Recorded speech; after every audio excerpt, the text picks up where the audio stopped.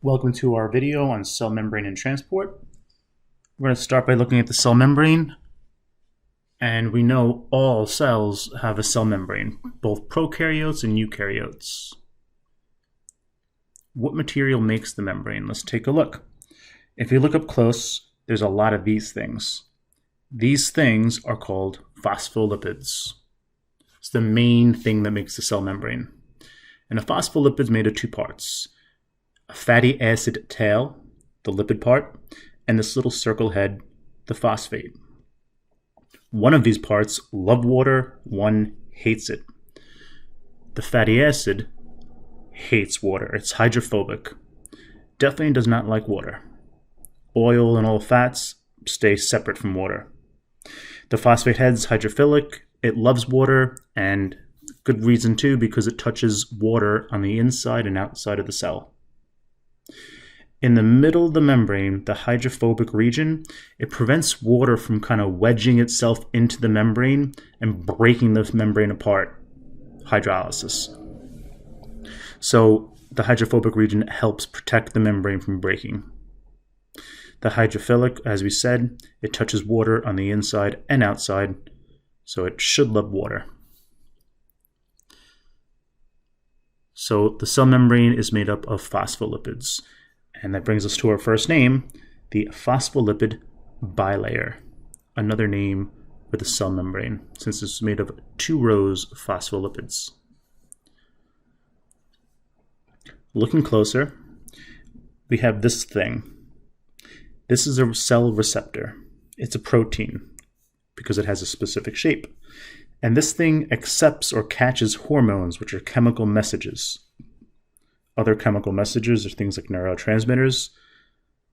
Those are proteins, and they're caught by the receptor, and they relay a message to the cell. So another function, or our first function of the membrane, is that it helps with cell communication. The cell membrane also lets certain material in and out. Things like water and glucose, they have no problem going into the cell or out of the cell, but starch can't. Why? It's too big, so big things can't go through. What about potassium? It can't, even though it's small, because it's charged. So small things and uncharged things have no problem going into and out of the cell membrane, but big things and things that are charged, they do have trouble. So the cell membrane, it regulates or controls what goes into and out of the cell. And that brings us to two more names for the cell membrane. It's selectively permeable. It chooses what goes in and out. And it's kind of permeable. It doesn't let everything in and out. But some cells need things like potassium and sodium. They go into this protein that absorbs things like potassium and shoots it into the cell with the help of ATP. So this protein uses energy to get charged material into the cell. It actually carries it in. This is called a carrier protein. The one we looked at before is a channel protein. There's no energy needed. Things just go in and out if they're small and uncharged. All these big things in the membrane, these are all proteins. So the cell membrane is made of phospholipids and proteins. What is this thing? This thing is a protein with all these sugars attached to it. Anything that has to do with sugar is generally referred to as glyco something. This whole thing is a glycoprotein. This generally helps with cell identification. Lets other cells know, hey, I'm a bone cell, I'm a kidney cell. So the cell membrane also helps in cell recognition or cell identification.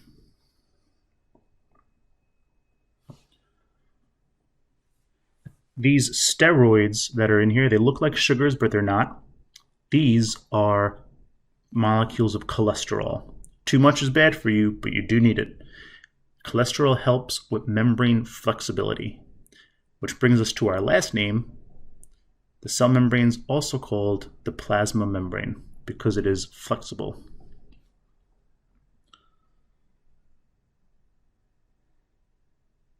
So let's take a look at how the cell membrane regulates what goes in and out. So what box has the highest concentration? A. Concentration simply is how packed together material is. A has much more packed together red dots than B. So A has a high concentration, B has a low concentration. Think about a tire. Inside the tire, you have a very high concentration of air. It's packed in the tire. Outside, you have low concentration. If a hole was poked in that tire, where would the air go? Air would go out. Things like to move from high concentration to low concentration, and that's no energy required. This is passive transport, also known as diffusion. So, passive transport, also called diffusion. There's no energy or ATP needed. Diffusion moves small and uncharged material from areas of high concentration to areas of low concentration. The big question is, it moves small uncharged material from high to low concentration, not using energy, until when? When does this movement, or when does diffusion stop? Material will move from areas of high concentration to low concentration until everything is equal. So once equilibrium is established, then diffusion stops. And we're going to take a little look, or look at an example. So in the cell has a high area of concentration of oxygen, outside is low. Oxygen will diffuse from high to low. Now you have 4 oxygen in, 4 out. Everything is equal. And when things are equal, movement is equal. It's not one direction anymore. It's equal. One goes out, one will go in.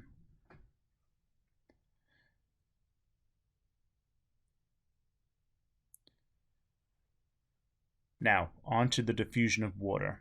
Has a special name. It's called osmosis.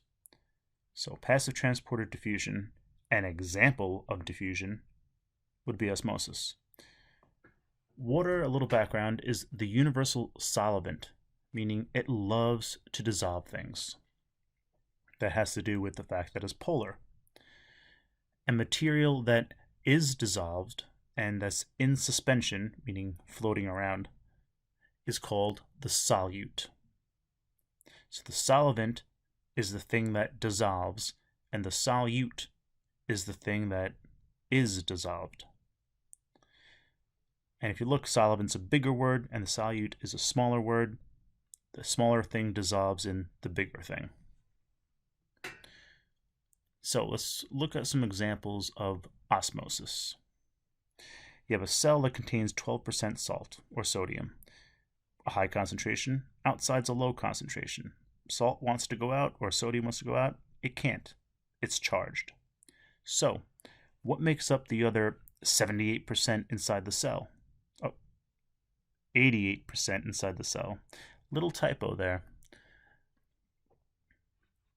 Well, everything must add up to 100, so the rest is going to be water. Water will diffuse from high concentration to low concentration in the cell. So water diffuses into the cell towards the high sodium concentration. And it looks like the cell, the weight of the cell, or the mass of the cell increased. Why? Because water diffused into the cell, causing the mass of the cell to increase. This cell is now, or the cell is in a hypotonic solution.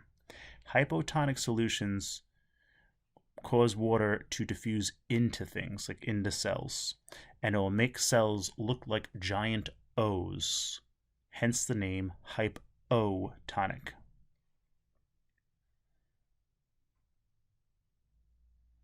You could also think of osmosis as water likes to diffuse to where there's more dissolved substances, or where there's more dissolved solute. Kind of like water feels bad that sodium can't diffuse out, so it wants to go in to keep it company. In reality, water really wants to try and lower the concentration of the sodium in the cell. It wants to make everything equal. So let's take a look at this first solution. Let's put a 4% salt cell into a 10% salt solution. Outside the cell's 90% water, inside the cell's 96% water. Salt can't go in, so water will diffuse out from high to low concentration. This will make the cell shrivel up. The cell lost cytoplasm, the cell membrane shrank, therefore the cell is considered dehydrated. This is a hypertonic solution, causes cells to dehydrate. An example would be salt water. In the middle picture, there's 99% water outside, 97% water in. Salt can't diffuse, so water will diffuse from high to low. Water will diffuse into the cell, causing that cell to get big like an O until it possibly pops. Why did this cell burst open? Well, this cell has no cell wall. Animal cells could explode. Plant cells can't, because the cell wall, like we learned in previous videos, protects the cell. It protects the cell specifically from exploding. This solution, where water diffuses into cells and makes them look like O's, is called a hypotonic solution. An example you just saw is distilled water, which is 100% pure water. This last solution looks like everything's equal. The same amount of water in and outside the cell, so concentrations are the same. This is going to be known as an isotonic solution, where everything is equal. All these are representative of osmosis, or the diffusion of water. Let's take a look at the other type of transport, active transport. Going back to the tire. If you want to get air into the tire from low concentration to high concentration, you need to go to a pump. You need energy. This is active transport. It uses ATP, or energy. And it also moves small uncharged material, just like diffusion, but it moves it from low concentration to high concentration, and that requires energy. So which cell will require ATP to get stuff into the cell? Well, not the first one, because it goes from high to low. No energy is needed. That's diffusion. The second cell goes from low to high. That's active transport. Active transport, it looks like some cells do need potassium, sodium. To get those charged things in, you need to use ATP. So active transport also moves charged material into the cell or out of the cell. And that's using those carrier proteins. Literally, those ions are carried into the cell. Active transport also moves large material, or large amounts of material, into or out of the cell. The two names you should be familiar with are exocytosis and endocytosis. Let's take a look at a little story of a cell. This cell, heterotrophic of course, it wants to get that little dot of food in, which is actually kind of big. It looks like the cell membrane's kind of oozing around it, that piece of food, until the food is inside the cell in a vacuole. And that little red thing, that contains enzymes. That's a lysosome. That lysosome is going to eventually fuse or connect with the vacuole and unleash the enzymes into the vacuole, ultimately digesting that food into small, usable nutrients for the cell. But if the cell doesn't need the nutrients, that little vacuole that's filled with all this material that's broken down, that vacuole will fuse with the cell membrane and all the material will be excreted. The beginning of this whole story shows material going into the cell called endo into cytosis. The end of the story shows the cell getting rid of stuff. This is exo, out of cytosis, exocytosis.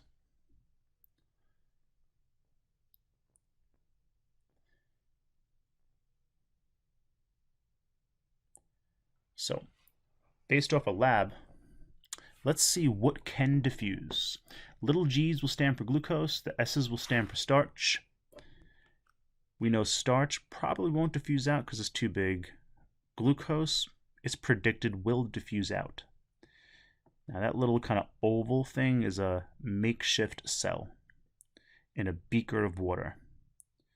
So glucose will diffuse out, starch can't because it's too big. But how can we tell if starch, or how can we tell that starch doesn't diffuse? What can tell us that, hey, starch is still in the cell? You're going to use iodine, which is a chemical indicator. Chemical indicators, they tell you if something is present. So we're going to add iodine to the outside of the cell, and that will make the outside of the cell look amber, like a reddish brown. Inside the cell is white. How's the iodine going to tell us, hey, starch is inside the cell? Well, iodine is going to diffuse into the cell because it's small. It's one atom big and it's uncharged. And when it touches starch, it will change color. So that amber iodine will diffuse into the cell, which is white, and it will change the cell, that white cell, to black. And by changing color, it says, hey, starch is in the cell. Let's look. So these are some cells. Inside, it looks like it's a black color. Outside the cell stayed amber. That means in the cell, since it changed to black, starch is present. Outside the cell, it stayed amber. There's no starch present. But how can we tell if glucose diffused out? We said that should diffuse out, right? So what are we going to do? You're going to use a chemical indicator. The chemical indicator that indicates the presence of glucose is called Benedict's solution. It's a blue liquid. And of course, it will change color in the presence of glucose. It will change from blue to a bright orange. But it must be heated to work. So you add glucose indicator to the liquid outside the cell, then you take that whole beaker and you put it on a heater, a hot plate. There we go. And after a few minutes, it will look like this. The outside of the beaker changed to an orange. It went from blue to orange. That indicates that glucose is out of the cell. So in summary, chemical indicators indicate the presence of a substance by changing color. Thanks for watching. Always remember, you got this.